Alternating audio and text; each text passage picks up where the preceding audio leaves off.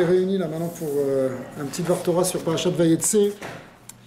Vayetse Yaakov mi Beersheva, Yaakov Avinu est sorti de Beersheva, c'est-à-dire l'endroit où il y avait ses parents, et là-bas où il était dans l'univers de la Kedusha, bien protégé, menacé par son frère, mais protégé quand même au niveau spirituel. Et puis il quitte maintenant ce pays natal pour aller retourner vers la terre de ses ancêtres, Haran, qui se retrouve en dehors d'Eretz Israël, quelque part en Irak. Et il part là-bas pour aller se marier, pour construire sa famille et aussi pour développer son travail, sa parnassa. Et avant ça, les maîtres nous disent qu'il va s'arrêter pendant 14 ans il va s'arrêter pendant 14 ans à la yeshiva de Shem et Ever. Ça, c'est un bon Shem et Ever, c'est quoi Shem et Ever? C'était les ancêtres d'Avraham Avinu, qui eux-mêmes étaient détenteurs d'une Torah primordiale, une Torah qui était là avant même que la Torah soit donnée, qui était là depuis Adam Arishon, depuis Noah. Avraham a connu Noah, il a connu donc Shem, le fils de Noah, et aussi Ever.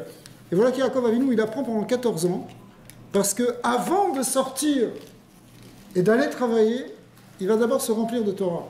Ça, c'est une grande idée. C'est pour ça que les jeunes, à l'école, ils apprennent la Torah, à la yeshiva. Pourquoi ils apprennent? Parce que quand tu apprends, après, tu ne vas pas avoir le même rapport avec le monde matériel que si tu arrives et que tu es jeté dedans de prime abord sans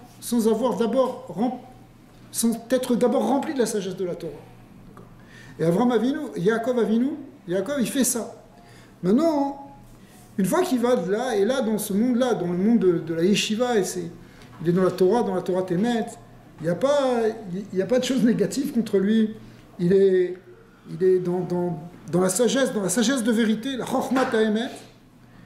Et maintenant, il va y avoir un grand contraste, parce que il va partir non seulement en Chutz La'aretz, en dehors d'Eretz Israël, mais il va à l'époque dans un monde chol, profane, mais aussi dans un monde avec des tas de gens qui sont négatifs, néfastes, avec leurs mauvaises influences, avec leur vision déformée des choses, qui cherchent qu'à voler, qu'à profiter, qu'à abuser.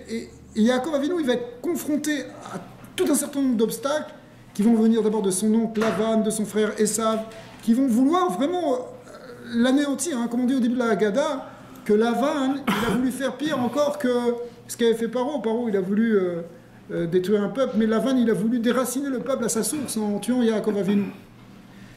Voyant qu'il ne pouvait pas le tuer, il va au moins essayer de le tromper à diverses reprises. Et effectivement, le Passouk nous dit qu'après, quand il va partir, à la fin de la paracha, quand il part qu'il va le quitter, il discute d'abord avec Léa, avec Rachel, avec ses femmes, pour savoir ce qu'il fait, il part. Et après, il dit finalement, il va annoncer, il dit, mais il m'a changé, ce Lavan, au rabbin, il m'a changé 10 fois mon salaire. Ouais. 10 fois il m'a changé mon salaire. C'est quoi 10 fois il m'a changé mon salaire? Parce qu'à chaque fois qu'il lui promettait quelque chose, il ne faisait pas la chose. À chaque fois qu'il disait qu'il allait accomplir et que c'était jamais ce qu'il avait dit, il changeait, il disait mais non, j'ai pas dit ça. D'abord non, c'est pas comme ça qu'on fait chez nous.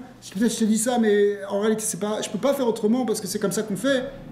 Et donc il n'y avait rien de clair.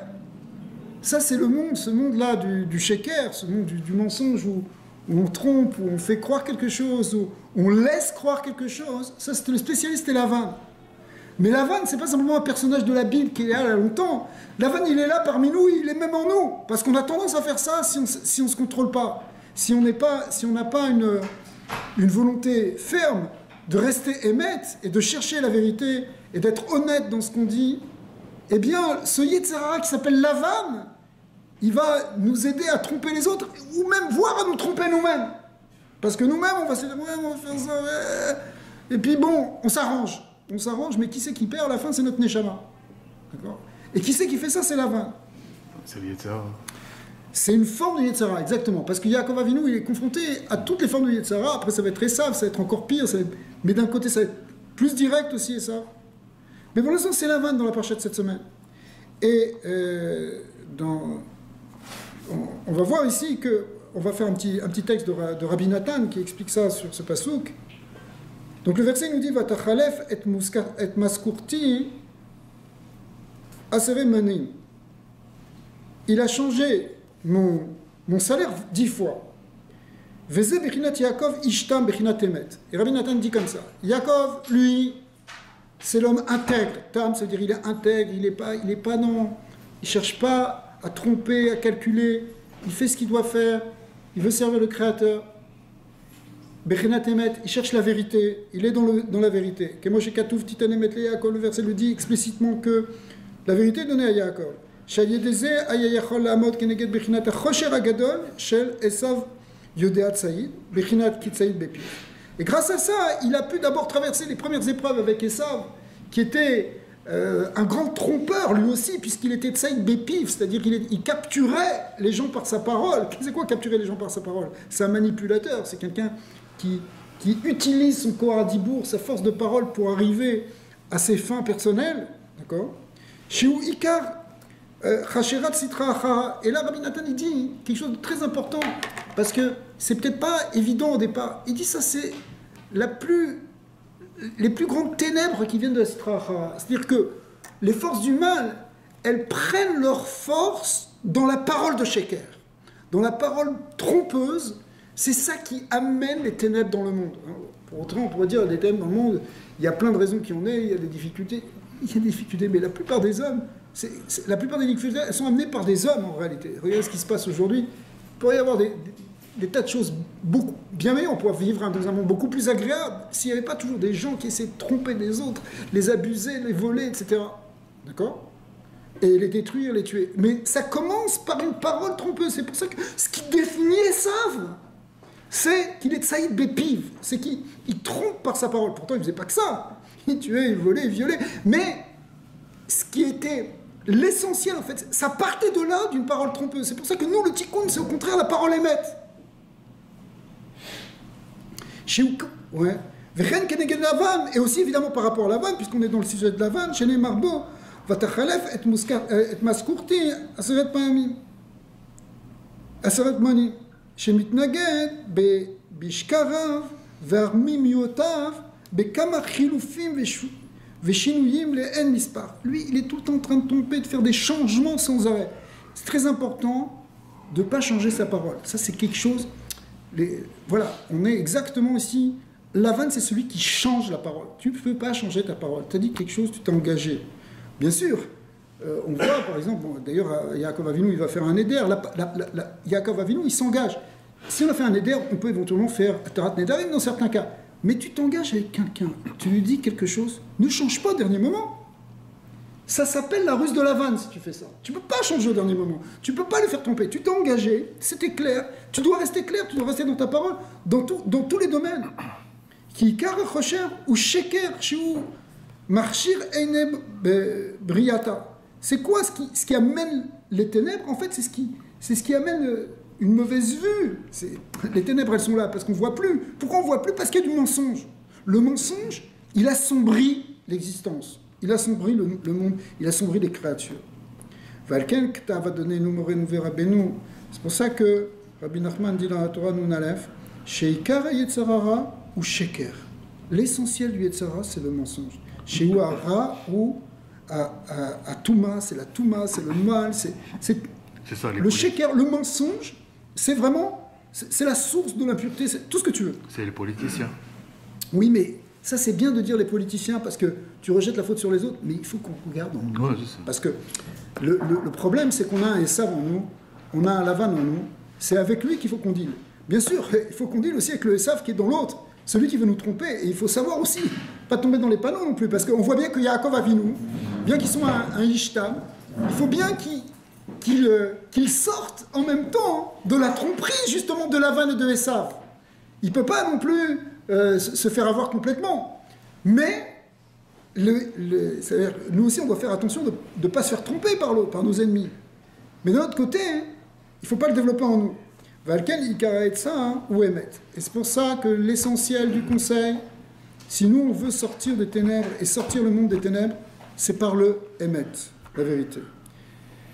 Lirot, le Daber, Dibour, Emet, Ersheu, Vechoulé. Il faut parler une parole de Emet, c'est comme ça qu'on va sortir des ténèbres qui sont en nous. Même si c'est une petite parole de Emet, et Rabbi Nachman explique ça dans plusieurs endroits, que des fois, dans ta prière, si tu arrives à dire un moment une parole de Emet, on avait vu ça ensemble, tu as déjà résolu une grande partie du problème. D'accord. Ve'emet, Yeirlo, Abtachim, comme il explique dans cette Torah là-bas, que c'est ça qui éclaire les portes, justement les portes de sortie du Yetzara. On est comme dans un monde, puisqu'on est dans le Rocher, on est dans les ténèbres, alors on ne sait plus comment avancer. Mais c'est par le Emet que tu amènes la lumière et la vérité. Et la lumière qui te permet de trouver un chemin. Et trouver des portes. Achiuchal, Litpalel, et qui vont être en fait des chemins qui vont même nous permettre de vraiment prier. Parce que tant qu'on est dans le Sheker, comment tu veux vraiment prier sincèrement à Hachem? Shaliedeze, Mamtsi, Parnasato, Vezivugo, Lo, Olebana, Veatluimbo. Et là-bas, hein, dans la Torah tête, Rabbi Nachman explique que grâce à cela, parce que tu vas amener cette lumière et que tu vas, en réalité, c'est ça qui va te mettre en contact avec Hachem et te permettre de recevoir le Shefa. Le Shefa qui va amener la Parnassa, mais qui va amener même le mariage. D'accord? Bien sûr, si quelqu'un veut se marier, il faut qu'il soit sincère. Parce que le mariage, c'est une affaire de sincérité, parce que tu vas pas pouvoir mentir à l'autre personne trop longtemps. Il y a des gens qui sont manipulateurs, même avec leur conjoint, avec leur épouse, leur époux. Mais normalement, d'abord, premièrement, c'est interdit. Mais en plus, ça marche pas. Parce que si tu veux vraiment te marier avec quelqu'un, si tu veux vraiment connecter, tu ne peux plus rien vraiment lui cacher. Bien sûr, la personne, elle ne connaît pas la personne à la sauve jusqu'au bout. Mais tu ne peux pas établir une relation véritable de zivouk si ce n'est pas avec du Emet. Tu ne peux pas sur du shaker. Et ça, vivement, alors il arrive à tromper, à séduire des femmes, etc. Mais ce n'est pas une construction de mariage. Se marier, ça vient par le Emet. Il faut jouer franc jeu. Quelqu'un, il rentre en chidour, il faut qu'il donne quelque chose qui est Emet. Vekol ze ou inyan Yaakov, she'aya lo milchamat gdolot im Lavan ve'Esav. Ça, tout ça, c'est Yaakov qui avait des grandes guerres avec Lavan et Esav. Alors, Yaakov Avinu, il est Etzem HaEmet. Il est l'essence même de la vérité. C'est ça sa nature. Titen Emet Yaakov. La vérité a été donnée à Yaakov. Ve'cheshchat ha-sheker ve'ramaout shel Lavan ve'Esav sevavo. Mikol ça. Mais il est entouré du sheker. En réalité, Yaakov, bon, c'est nous, mais c'est aussi le Ham Israël. On voit à quel point il y a en permanence un sheker qui vient à tous les niveaux des nations, des médias qui sont tout le temps là en train de dénigrer, non seulement dénigrer, mais de dire des choses complètement fausses sur nous. Toutes les bases de l'antisémitisme, c'est toujours basé sur des shekers qui nous entourent en permanence. Ouais. Sur ce qu'on voit, par exemple, dans toutes les époques. C'est pas la peine maintenant de parler de ça, on connaît toute cette histoire, mais c'est toujours basé sur un sheker. Et un sheker à chaque fois qui est de plus en plus gros. On accusait les juifs de déicide, d'enfanticide. Parce qu'à Pessah, on disait qu'ils prenaient du sang d'enfants chrétiens pour mettre dans les matzot, ce qui est une aberration absolue. D'abord, ne serait-ce que du point de vue de la cacheroute, ça serait complètement aberrant, d'accord ? Mais c'est des mensonges qui étaient complètement fabriqués, mais qu'on n'hésite pas, et plus il est gros, plus il va passer. Et Yaakov, c'est-à-dire le Ham Israël, on est confronté, on est entouré de ce sheker. Ve'Yaakov begodel amitat temimuto amad kenegdam. Et comment on a tenu, et comment on tient encore aujourd'hui ? C'est parce qu'on est intègre, on sait où est le bien, on sait qu'est-ce que ça veut dire être un être humain, on sait ce que ça veut dire être à l'image d'Hachem, un être qui est à l'image de Dieu. Et du coup, on tient dans cette mimoute, et c'est ça qui fait que le Ham Israël a traversé, parce que si on était rentré réellement dans le sheker des nations, on aurait disparu. On aurait disparu dans tout le long de l'exil.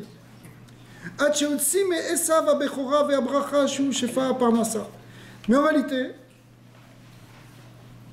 dans tout ça, on traverse la vanne, on traverse Esav, on va en ressortir quelque chose. Et on a vu dans la paracha de la semaine dernière, dans le parachat de Toldot, comment finalement Yaakov Avinu, il récupère la Bechora qui veut dire le droit d'aînesse, mais qui veut dire surtout la responsabilité d'être un aîné, c'est-à-dire c'est quelqu'un qui a une responsabilité spirituelle vis-à-vis du reste du monde, vis-à-vis de ses frères d'abord, mais vis-à-vis même de tout ce qui l'entoure.